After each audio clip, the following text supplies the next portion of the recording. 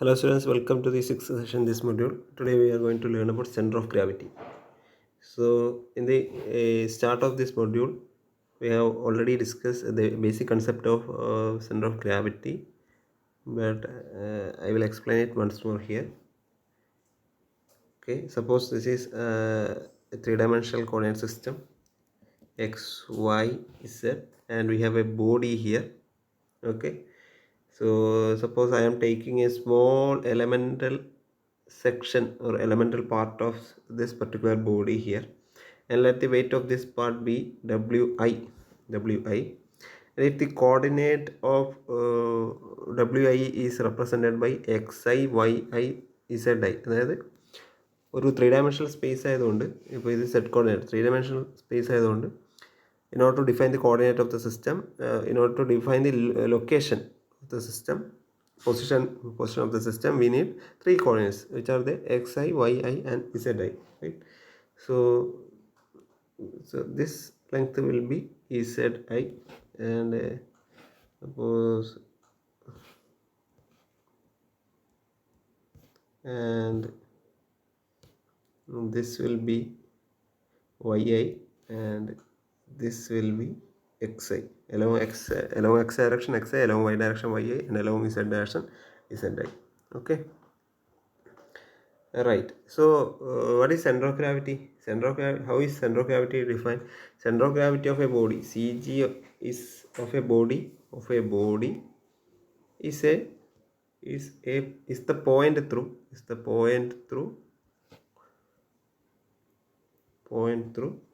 resultant weight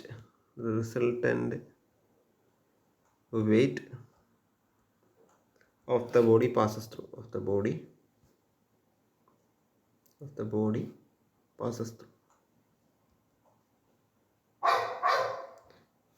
in whichever position the body is kept.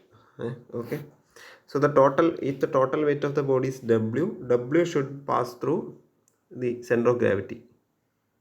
Okay, the center of gravity is determined written using the letter cg, and through cg the w must pass through. Okay, അപ്പോൾ wait അതായത് whole ബോഡിയുടെ wait pass ചെയ്യുന്ന position point, അത് ഏതാണോ ആ point, അതാണ് centre of gravity. Okay, so since locating center of gravity involves locating the line of action of resultant weight, അല്ലേ, resultant വെയ്റ്റിൻ്റെ line of action ആണ്. അപ്പോൾ അതെങ്ങനെയാണ് നമ്മൾ കാണാം?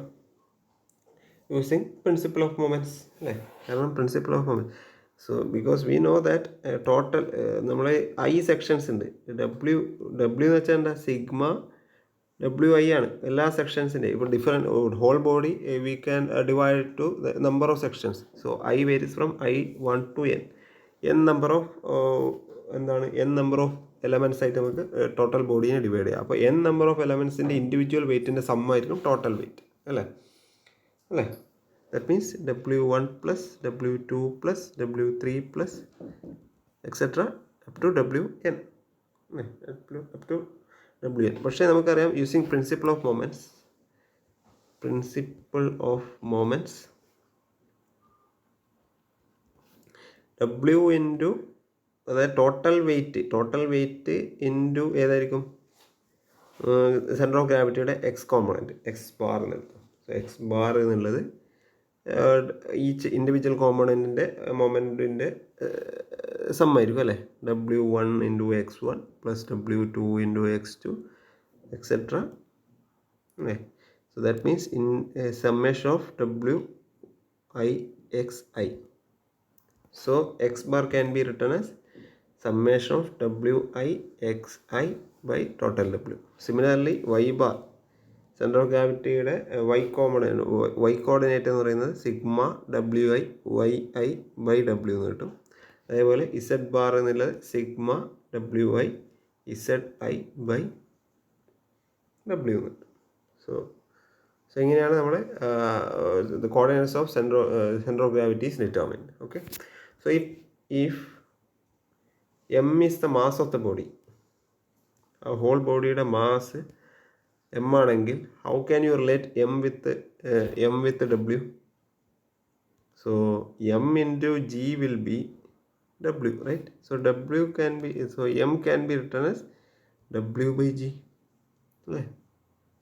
ഓർ ഓരോ ഇൻഡിവിജ്വൽ കോമ്പോണൻ്റ് അല്ലെങ്കിൽ എലമെൻറ്റിൻ്റെയും മാസ് എം ഐ എന്ന് എടുത്തു കഴിഞ്ഞാൽ it will be individual weight by G, അല്ലേ? Individual weight by G. അപ്പോൾ നമുക്കറിയാം W X bar is equal to sigma W I X I എന്നല്ല എഴുതിയത്. അപ്പോൾ ഡബ്ല്യു എന്ന് വെച്ചാൽ എം ജി അല്ലേ? M G into X bar എന്ന് വെച്ചാൽ sigma M I G I into X I എന്നല്ലേ? ജി ഐ എന്നുള്ളൊരു സംഭവം ഇല്ലല്ലോ, കാരണം ജി കോൺസ്റ്റൻ്റ് ആണ്. ഓരോ എലമെൻറ്റിനും വേറെ വേറെ ജി ഇല്ല, ജി കോൺസ്റ്റൻ്റ് ആണ്. അങ്ങനെയാണെങ്കിൽ ജിയും ക്യാൻസൽ ആവും. അതുകൊണ്ട് എക്സ് ബാർ എന്നുള്ളത് നമുക്ക് വേണമെങ്കിൽ sigma M i X I by whole mass m എന്ന് എഴുതാം. അതേപോലെ വൈ ബാർ എന്നുള്ളത് sigma M i y i by total mass m. Similarly z bar is equal to sigma M i z i by total mass M.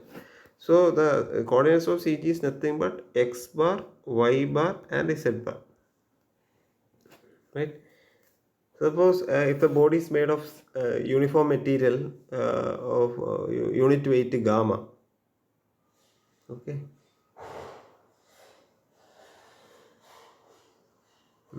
like if suppose gamma is weight per unit volume, weight per unit volume. ഒരു unit വോളിയത്തിൽ എത്ര weight ഉണ്ട് എന്നതാണ് gamma എങ്കിൽ total ഡബ്ല്യു will be gamma into total volume v, അല്ലേ? കാരണം gamma വെച്ചാൽ വെയിറ്റ് പെർ യൂണിറ്റ് വോളിയം. അപ്പോൾ വെയിറ്റ് പെർ യൂണിറ്റ് വോളിയത്തോണ്ട് വോളിയത്തിനെ മൾട്ടിപ്ലൈ ചെയ്ത് കഴിഞ്ഞാൽ you will get total weight. അതേപോലെ ഡബ്ല്യു i will be gamma into v i, individual component അല്ലെങ്കിൽ എലമെൻറ്റിൻ്റെ volume. So you can also write ഡബ്ല്യു, അതായത് ഈ ഇക്വേഷനിൽ ഇവിടെ ഡബ്ല്യു ഐക്കും നമുക്ക് വീണ്ടും സബ്സ്റ്റിറ്റ്യൂട്ട് ചെയ്യാം. എങ്ങനെ സബ്സ്റ്റിറ്റ്യൂട്ട് ചെയ്യാം? Gamma v into X bar എന്നുള്ളത് sigma gamma v i into X i എന്ന് എഴുതിക്കൂടെ? ഗാമ കോൺസ്റ്റൻ്റ് ആണ്, യൂണിഫോം, നമ്മൾ അസ്യൂം ചെയ്യുന്നതാണ്. So we are assuming that the body is having uniform gamma means weight per unit volume. So we x bar is equal to sigma v i X i. So X bar can be again written as sigma vi xi by total volume v. Similarly, y bar and z bar can also be calculated. So there are three methods for finding the coordinates of center of gravity. Okay, coordinates of center of gravity can be found using weight, mass and even volume. So volume equation can only be applied if we assume that the subject has got uniform weight per unit volume. Okay, now again as we use the idea of symmetry in case of finding centroid, here also we can use this concept, use of symmetry. As in the case of centroid, the principle of symmetry can be used in locating center of gravity. കാരണം ഒരു shape, ഒരു body ഉണ്ട്, നമുക്ക് ആ ബോഡിയിൽ if we are getting some symmetrical axis, the intersection of those symmetrical axis will give you the center of gravity. The center of gravity will definitely lie on the line of intersection of two symmetrical planes. അപ്പോൾ ഇവിടെ shape ആയതുകൊണ്ട് നമുക്ക് ആക്സിസിന് പകരം planes ആണ് use ചെയ്യാൻ പറ്റുക. Suppose ഒരു square ഉണ്ടെങ്കിൽ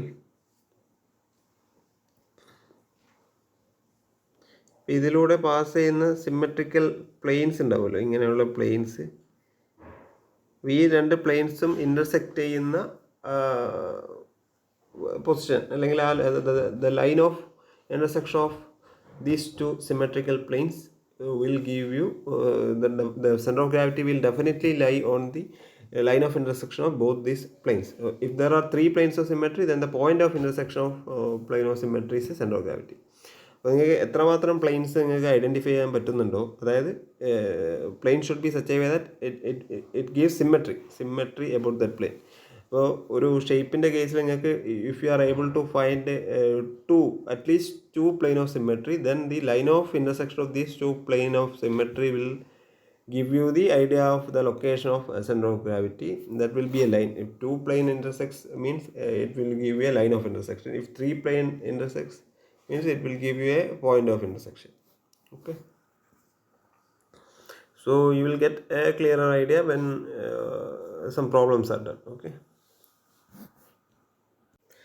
now let us try to find the center of gravity of this right circular cone with a radius of r. അപ്പോൾ ഈ റൈറ്റ് സർക്കുലർ കോണിൻ്റെ റേഡിയസ് ആറാണ്. ഓക്കെ, ആറാണ്. And the height of this cone is h. Okay, so ഇത് നമ്മൾ ഇത് place ചെയ്തിരിക്കുന്നത് such that vertex of this cone lies at the origin. അതായത് ഇപ്പോൾ സപ്പോസ് ഇതാണ് എക്സ്, ഇത് വൈ, ഇത് ഇസഡ് ഡയറക്ഷൻ. അപ്പോൾ എക്സ് വൈ പ്ലെയിനിലുള്ള അല്ലെങ്കിൽ ആ പോയിന്റിൽ ഒറിജിൻ എന്നുള്ള പോയിന്റ് ഉണ്ടല്ലോ, ഒറിജിൻ എന്നുള്ള പോയിന്റിലാണ് നമ്മൾ എന്ത് വെച്ചിട്ടുണ്ടാവുക,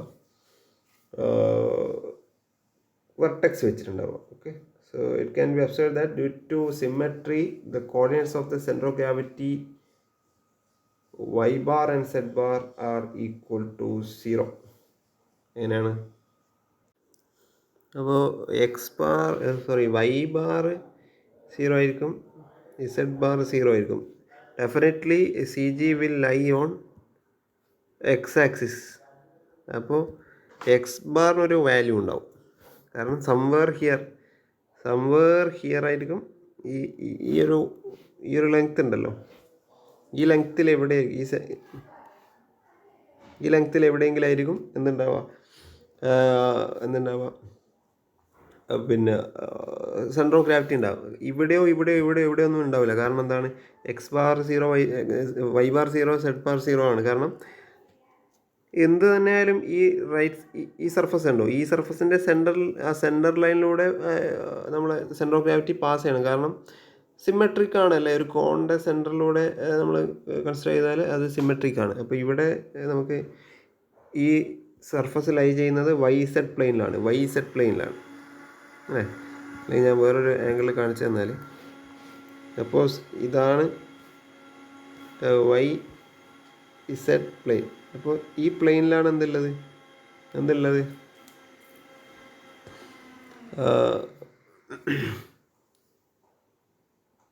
ഈ പ്ലെയിൻ്റെ സെൻറ്ററിൽ ഇങ്ങനെ വെച്ച് കഴിഞ്ഞാൽ വെർട്ടെക്സിലൂടെയാണ് എക്സ് ആക്സിസ് പാസ് ചെയ്യുന്നത്. അങ്ങനെയാണെങ്കിൽ ഇസഡ് ബാറും വൈ ബാർ ഈക്വൽ ടു 0 ആയിരിക്കും. എക്സ് ബാറിനൊരു വാല്യൂ ഉണ്ടാവും അല്ലേ, കാരണം സെൻറ്ററിനെ ബേസ് ചെയ്തിട്ട് നമുക്ക് അത് സിമെട്രി പറയാം. അതുകൊണ്ടാണ് സെഡ് ബാറും വൈ ബാറും 0 ആകുന്നത്. ഓക്കെ, ഇത് നമ്മൾ എക്സ് ബാർ എങ്ങനെയാണ് കണ്ടുപിടിക്കുക?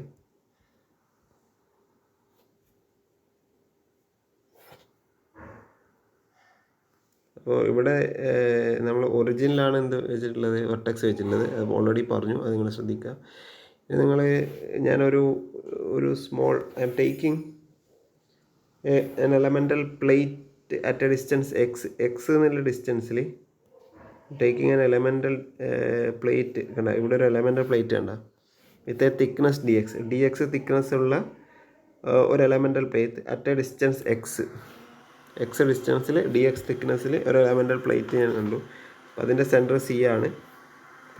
if you consider a triangle OCD എന്ന് വെച്ചാൽ ഏതാണ്, OCD എന്ന് വെച്ചാൽ OCD and again OAB. OCD is similar to triangle OAB എന്ന് കാണാൻ പറ്റും. അങ്ങനെയാണെങ്കിൽ അപ്പോൾ ഈ എലമെൻ്റൽ ഏരിയയുടെ അല്ലെങ്കിൽ ഈ എലമെൻ്റൽ പ്ലേറ്റിൻ്റെ റേഡിയസ് ഇസഡ്, കാരണം അത് ഇസഡ് ഡയറക്ഷനിലാണ്. ഇസഡ് ആണെങ്കിൽ ഇതിൻ്റെ റേഡിയസ് ആറാണ്. അങ്ങനെയാണെങ്കിൽ ഇസഡ് ബൈ ആർ എന്തായിരിക്കും, എക്സ് ബൈ എച്ച് ആണ്, അല്ലേ. അപ്പോൾ z can be written as x by h into r. Note ചെയ്ത് നോക്കാം. ഇനി വോളിയം, എലമെൻ്റൽ പ്ലേറ്റിൻ്റെ വോളിയം എങ്ങനെയാണ് എഴുതുക? എലമെൻ്റൽ പ്ലേറ്റിൻ്റെ volume small dv is equal to small d എന്ന് വെച്ചാൽ അതിൻ്റെ ഏരിയ പൈ ഇസഡ് സ്ക്വയർ ആണ്, ഏരിയ പൈ ഇസഡ് സ്ക്വയർ ആണ്, ഇൻറ്റു അതിൻ്റെ തിക്നെസ് ഡി എക്സ് ആണ്. Pi z square pi x by h into r whole square into d x ആണ്.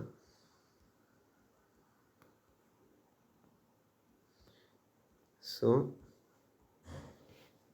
dv can be written as pi x square r square by h square dx if unit weight of the material, if gamma is the unit weight. Okay, so dw will be gamma into dv, then dw can be written as gamma into pi x square r square by h square into dx.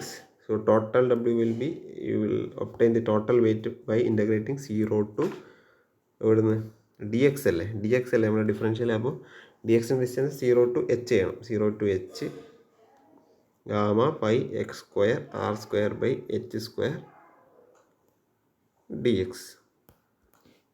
Integration ചെയ്ത് കഴിഞ്ഞാൽ X square അല്ലേ ഉള്ളത്, അപ്പോൾ X cube by 3 വരും. Gamma pi r square by h square constant ആണ്. ഇൻ്റഗ്രേറ്റ് ചെയ്ത value x cube by 3 വരും. Limit from 0 to h, it will be gamma pi r square h cube by 3 h square. And ഇത് കട്ടാവും, ഇതും കട്ടാവും. അപ്പോൾ W will be gamma pi r square by h 3 pi r square h by 3 വരും. Okay, ഇതാണ് total weight വരിക. Total weight ഇത്രയും വരും. So substituting the value of D W in 1 will get, അതായത് സപ്പോസ് ഈ ഒരു ഇക്വേഷൻ നിങ്ങൾ 1 ആയിട്ട് എടുക്കുക. ഓക്കെ, അതുപോലെ നമ്മൾ എക്സ് ബാർ എന്നുള്ളത് sigma W I X I by W എന്നല്ല എടുത്തത്, അല്ലെങ്കിൽ W X bar is equal to sigma W I X I എന്നാണ്. അപ്പോൾ സമ്മേഷൻ പകരം നമ്മളിതൊരു കണ്ടിന്യൂസ് സിസ്റ്റമായിട്ട് എടുത്താൽ കുറച്ചും കൂടെ ബെറ്റർ റിസൾട്ട് കിട്ടുക ഇത് ഇൻ്റഗ്രേറ്റ് ചെയ്യുമ്പോഴാണ്. ഇൻ്റഗ്രൽ ഡബ്ല്യു ഐ എക്സ് ഐ എന്ന് എടുക്കുമ്പോഴല്ലേ സോറി ഡബ്ല്യു ഐ എക്സ് ഐ എന്നല്ല, ഡബ്ല്യു എന്താണ്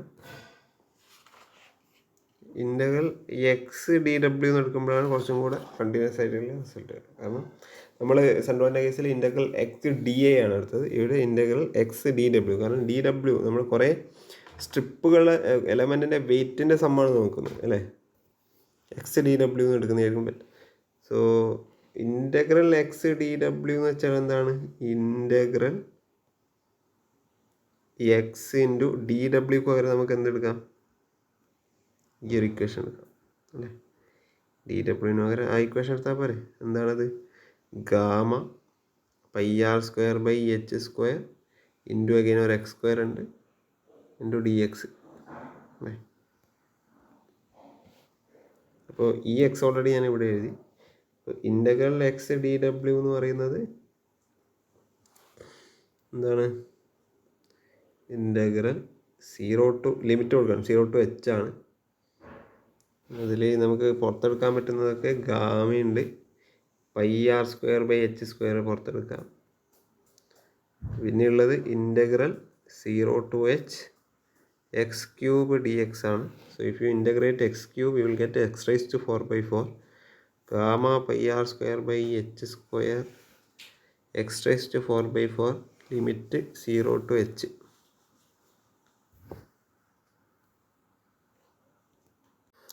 അപ്പോൾ എച്ച് സബ്സ്റ്റിറ്റ്യൂട്ട് ചെയ്യാം അല്ലേ. എച്ച് സബ്സ്റ്റിറ്റ്യൂട്ട് ചെയ്താൽ we will get integral x d ഡബ്ല്യു will be gamma pi r square h square by 4 വരും. കാരണം ഓൾറെഡി ഒരു എച്ച് സ്ക്വയർ താഴെയുണ്ട്, ഇവിടെ ഒരു എച്ച് റൈസ് ടു 4 വരും. അപ്പോൾ കട്ട് ചെയ്തിട്ട് ബാക്കി എച്ച് സ്ക്വയർ ആവും. So we know that W X bar ആണ് ഇൻ്റഗ്രൽ എക്സ് ഡി ഡബ്ല്യു അല്ലേ. അപ്പോൾ ഇൻ്റഗ്രൽ എക്സ് ഡി ഡബ്ല്യു ഇത് കിട്ടി. W എന്ന് പറയുന്നത് gamma into pi r square h by 3 ആണ് ഇൻറ്റു എക്സ് ബാർ ആണ് ഈക്വൽ ടു എന്താണ് gamma pi r square h square by 4 ആണ്. ഇതിൽ gamma cancel gamma pi r square h ഒന്ന് ക്യാൻസലാവും, ഇത് ക്യാൻസലാവും. അപ്പോൾ x bar is equal to h 3h/4 കിട്ടും. എക്സ് ബാറിൻ്റെ വാല്യൂ 3h/4 കിട്ടും. എവിടുന്ന് അപ്പെക്സ് എന്നാണ്. ഫ്രം ദ വെർട്ടെക്സ് ബേസ് എന്നല്ല, ഫ്രം ദ വെർട്ടെക്സ്. കാരണം നമ്മൾ വെർട്ടെക്സ് ആണ് ഒറിജിനിൽ വെച്ചത്. From the vertex, suppose you have a right circular cone like this, and if this particular height is h, then the center of gravity will lie at somewhere here, that is 3/4h. ഇവിടുന്ന് vertex എന്ന് 3/4h എന്നുള്ളൊരു പോയിന്റിൽ. പക്ഷെ അത് symmetrical ആ ഒരു ആക്സിസിലായി. കാരണം ആക്സിസിനെ base ചെയ്ത് നമുക്ക് സിമെട്രി പറയാം. അതുകൊണ്ട് x bar equal to 3/4h from vertex, y bar 0 ആണ്, ഇസഡ് ബാർ 0 ആണ്. ഓക്കെ, ഇങ്ങനെയാണ്. So if you are given some another shape or a particular solid section like a hemisphere, sphere or something like that, you should be able to apply the basic principle and find out center of gravity using the method I have used in solving this particular problem. Okay. Now we will move to another topic called mass moment of inertia. നമ്മളവിടെ സെൻട്രോയിഡും area moment of inertia of area കണ്ടുപിടിച്ചിരുന്നു അല്ലേ. ഇനിയിപ്പോൾ ഇവിടെ centre of ഗ്രാവിറ്റിയിൽ വെച്ച് mass moment of inertia of mass ആണ്. നമ്മൾ നേരത്തെ moment of inertia of area ആണ് കണ്ടുപിടിച്ചത്. So mass moment of inertia എന്ന് പറയുന്നത്, suppose I have a body here, I have an axis AB here. With respect to this axis, suppose I have taken a small elemental section here at a distance, perpendicular distance r from AB. So this is the axis. So I can define the moment of inertia about mass moment of inertia about AB as sigma r square or sigma ri square. അപ്പോൾ ഇതൊരു DMI ആണെങ്കിൽ ഇത് RI നടത്തും. അങ്ങനെയാണെങ്കിൽ RI DMI, sorry, അത് just MI നടത്താൽ മതി. കാരണം ഇത് MI നടത്താൽ മതി. അത് r² MI ആണ്. ഓക്കെ, അല്ലെങ്കിൽ കുറച്ചും കൂടെ ഒരു ഹയർ ഫോമിൽ ഇൻ്റഗ്രൽ ഫോമിൽ ഇട്ട് കഴിഞ്ഞാൽ ഇൻ്റഗ്രൽ r² DM എന്ന് എടുക്കാം. അതായത് mass moment of inertia is nothing but sum total of product of elemental mass and square of the distance from there axis. അതായത് എലമെൻ്റൽ മാസിൻ്റെയും ആ മാസിന്ന് ആക്സിസിലേക്കുള്ള ഡിസ്റ്റൻസിൻ്റെ സ്ക്വയറിൻ്റെയും പ്രൊഡക്റ്റിൻ്റെ സമ്മാണ് ഇത് mass moment of inertia. Okay, mass moment of inertia. So this term has no physical meaning. It is only a mathematical term, which will be very useful in studying rotation of rigid bodies. For mass moment of inertia also, letter I is used. Here also we are using the letter I. But suppose in a problem where there is a need to differentiate between mass moment of inertia and moment of inertia of area, subscript M may be used with the letter I. അതായത് mass moment of ഇനർഷ്യയുടെ കേസിൽ ഒരു M കൂടെ add ചെയ്താൽ മതി. Okay, സാധാരണ നമ്മൾ I തന്നെയാണ് എല്ലാത്തിലും യൂസ് ചെയ്യുക. Since mass moment of inertia is product of mass and square of distance, its unit can be derived like what will be the unit here will be mass in the kilogram ആറിൻ്റെത് distance എന്ന് പറയുന്നത് metres എന്താണ് metre square അല്ലേ, kilogram metre square. Okay. ഇവിടെയും നമുക്ക് radius of gyration define ചെയ്യാം. Radius of gyration അവിടെയും ഉണ്ടായിരുന്നു, ഇവിടെ ഉണ്ടായിരുന്നു. റേഡിയസ് ഓഫ് ഗൈറേഷൻ അവിടെ √I/A ആണ്. നമുക്ക് ഇവിടെ I can be represented. So radius of gyration is that distance which when squared and multiplied with the total mass of the body gives the mass moment of inertia of the body.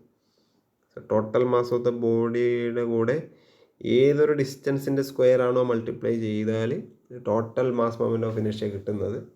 അതായത് total മാസിൻ്റെ കൂടെ ഏത് ഡിസ്റ്റൻസിൻ്റെ square ആണോ multiply ചെയ്ത് കഴിഞ്ഞാൽ total mass moment of ഇനേഷ്യ of that body കിട്ടുന്നത്.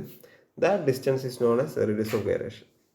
So please note that radius of gyration is that distance which when squared with that distance which when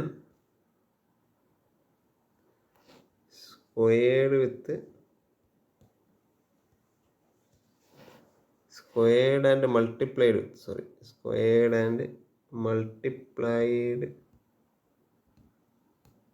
with total mass of body gives mass moment of inertia of body. That distance is known as radius of gyration. ആ ഡിസ്റ്റൻസാണ് radius of gyration എന്ന് പറയുന്നത്. ആണെങ്കിൽ ഇവിടെ നമ്മൾ already എഴുതി കഴിഞ്ഞു I = mk². ഇപ്പോൾ k² is equal to I/m or k can be written as √I/A. ഇതാണ് റേഡിയസ് ഓഫ് ഗൈറേഷൻ. ഒരു ബോഡിയുടെ റേഡിയസ് ഓഫ് ഗൈറേഷൻ നിങ്ങൾക്ക് ക്വസ്റ്റ്യനിൽ തന്നു കഴിഞ്ഞാൽ ആ ബോഡിയുടെ മാസ് മൊമെൻ്റ് ഓഫ് ഇനേഷ്യ കിട്ടാൻ എന്ത് ചെയ്താൽ മതി, ടോട്ടൽ മാസ് കൊണ്ട് അതിൻ്റെ റേഡിയസ് ഓഫ് ഗൈറേഷൻ സ്ക്വയർ ചെയ്ത് മൾട്ടിപ്ലൈ ചെയ്താൽ മതി. Okay. So a physical meaning can also be assigned to this particular term. So radius of gyration is the distance at which the entire mass can be assumed to be concentrated such that the moment of inertia of the actual body and the concentrated mass is the same. Okay, അതാണ് എൻ്റെ ഒരു physical meaning എന്ന് പറയുന്നത്. So determination of mass moment of ഇനേഷ്യ നമുക്ക് അടുത്ത ഓരോ section wise നമുക്ക് മാസ് മൊമെൻ്റ് ഓഫ് ഇനേഷ്യ ഓരോ ബോഡിക്ക് നമുക്ക് ചെയ്ത് നോക്കാവുന്നതാണ്. അടുത്ത സെഷനിൽ നമുക്ക് ചെയ്യാം. അത് കഴിഞ്ഞിട്ട് ഒരു തിയറം